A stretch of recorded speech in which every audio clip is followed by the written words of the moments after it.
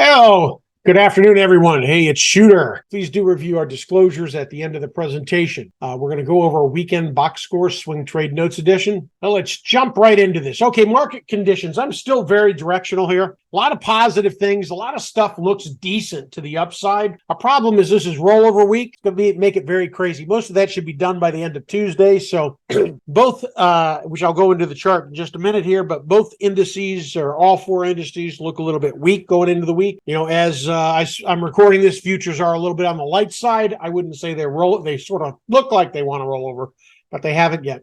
Had some more news on Apple as far as cutting, but my plan is really simple. Keep it light through this expiration. We got another cycle of expirations. Quarterly options expire in 2 weeks as well. So that leads us into FOMC. So those are sort of the roadblocks that I see here with sort of a frothy market. But let's start off by looking at the dollar. Now we are pushing here. We've now got a divergent high with RSI confirming. So it's a lower high still. However, that probably puts in one more high somewhere around 105.50, maybe 106. I'm going to say there's nothing that's prohibiting us from continuing to the upside. But as we continue to push on this too, this 3 keeps extending further and further down. So when we come off, realize we're going to have one heck of an equities rally. So just keep that in mind as we're looking at that. All right, let's take a look at TLT. Now we're holding, 2003 support. That 93.75 seems to have held a little bit. When we push down to the 8-day, got a confirmed low a divergent low because our confirmed low was over here. But still the count, pretty much looks to me like maybe one more low, but we could hold here and get out. I mean, we're doing very well considering what the dollar's been doing. We haven't been that emotional in response to that. So I still think there's more downside, just my 2 cents. All right, looking at earnings this week, some decent plays. I'm not going to be chasing any. I'm going to focus solely on scalping my counter trends on the 5-minute time frame this week. I'm just going to focus that, between 9:30 and 11, and then pretty much my days are going to be done there. I don't plan on going outside of that. I will check in with chat, but Oracle looks decent into the close. I think it'll do very well, with just the techie stuff that's been going. Also like Adobe into Thursday, after the close.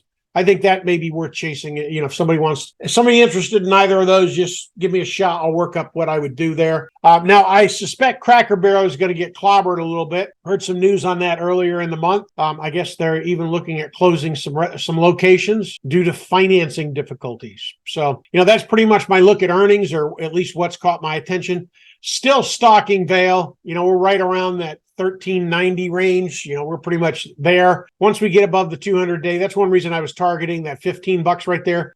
Not a huge dollar trade unless we get up and get going. If we get up and going and we have $15 calls and we push to 17 or $20, then it'll end up being a nice play, and we still got plenty of time on that. So now, as far as position trades, still here, I'm just building my Hive bit farms and my GBT position. I want to add some XRP, and I got a little bit of Doge I didn't have before, but I didn't want to throw that out there.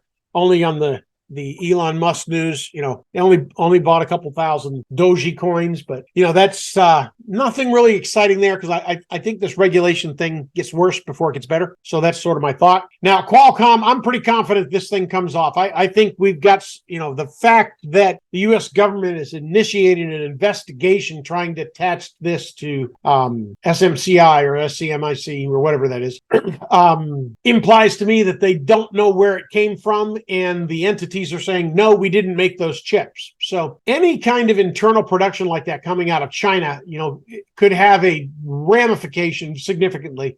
Qualcomm's got 63% of its revenues coming from China. And if, they do a boycott very similar to what they're doing in Apple, which really just having a means to manufacture a chip within China sort of does that automatically, because they're going to force all the consumers or the telecom units to use those manufacturers there. I mean, it's just, it looks to me like it's going to roll over, and we're looking at lows. So I'm thinking July down around 2014 lows around 76. We break below here. Even though the count's not supporting that yet, real support for me is right down here.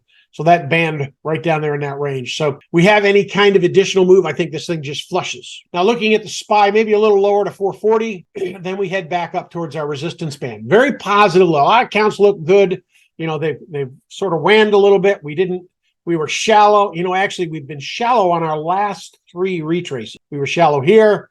We were shallow even here. I can't get it on this chart, but we were shallow here according to the counts. So that to me is bullish. When you start seeing that in an uptrend, it implies that there's a certain point where the buyers come in and they're going to take out any of the short. And that pretty much has been the case. So I would think that 440 prints and then we get a bounce. That's my thought. Looking at the NASDAQ, much stronger than the S&P, and a lot of the tech stocks look decent after they pulled back a little bit. I am a little concerned with Amazon and Google because they're getting overbought, but the counts still are pushing higher. So, I don't see us having a major drawdown, at least this quarter in the NASDAQ. Now, of course, I always could be wrong. This, again, was a shallow count, like the SPY. This was a shallow count, so was it shallow down here as well. So I think it's more likely to head to the upside and break out. And especially on that Tesla news, and I'm forgetting the gentleman who raised his target to 400. I think it's good for $10 Monday or Tuesday, by the way. I didn't put a Tesla trade in here because I'm not comfortable saying, hey, add here with a rollover week. But if you really want to take a shot, I think Tesla's good for $10 just to the upside this week. Okay, looking at Bitcoin, we've gone nowhere. I mean, we are like totally stalled out here right on this. I guess we even could call that a flag, a little extended. The longer we stay there, the greater chances are that we break down. But, I wanted to do a video on this all last week, and my voice just wasn't good enough. And I still have this tickle, and whatever this thing is still in my throat. I'm done with antibiotics, so hopefully I don't get worse in the next 2 days. But it looks to me like this 2004 800, quite often we've had highs. Some of our historic highs occurred on even number, and some of our historic lows occurred on even numbers. And basically, what that means is somebody had huge buy orders in at that level, 24,800, and it took out no other prices printed. So in other words, they couldn't fill those orders and it pushed price higher. So that's always been a good sign of a directional change in Bitcoin. So I think our base is here. But at this point, I don't know what's going on the regulation side. I can't even get a grasp. Well, I have a grasp on it. My grasp is I think it gets worse before it gets better. I don't want to be fully loaded into crypto. But I surely would be working at a 3 to 5% to an 8% position here, where I have a plan to scale from here wherever we go, because I do totally agree with Kirk. I think we're over 140K by 2026. And I think this adoption numbers that are coming in, the additional volume that potentially could come in for BRICS transactions, even though it looks like it's going to XRP, which is why I will go to the XRP chart next. Oh, actually, let me do Ethereum next. Again, we're in this flat only because it's ahead of us on the list. We're right at the 200-day. I mean, as long as that 200-day holds, there's no reason we couldn't get up and out. But I think we do need a catalyst here with Ethereum. XRP, I like it at the speed line down here just because it looks equal to me. Drive 1, drive 2, we're sort of in this grouping. So with this type of rejection, I'd like it to, came pretty close. It's almost there. I've just sort of been stalking it. No real excitement to add anything there. My count suggests we go to about 64 and we break down. However, these adoption stories of all this stuff, man, I spent maybe 6-7 hours this last week just reading stuff on XRP. So, I mean, it's like there's a lot of stuff going on. And it's across the board. And they are starting, I don't like that actually. They're starting to pump that XRP is going to replace the US dollar as a reserve currency. I don't like that pitch. I don't like that. And the reason is because there's too much of a chance the U.S. government goes after them. Honestly, it may be why the U.S. government went after them in the first place, because they were a perpetrated or proposed threat just on their ideology about taking out the U.S. dollar. And, that's confrontational, and I don't necessarily like to go down that path.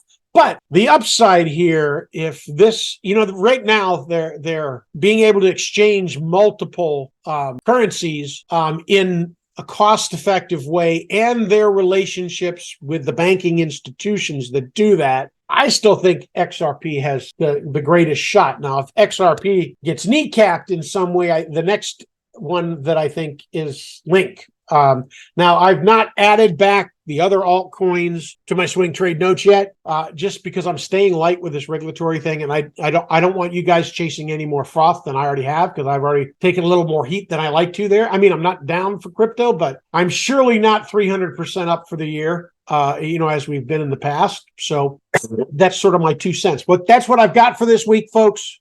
Great trading. Until next time.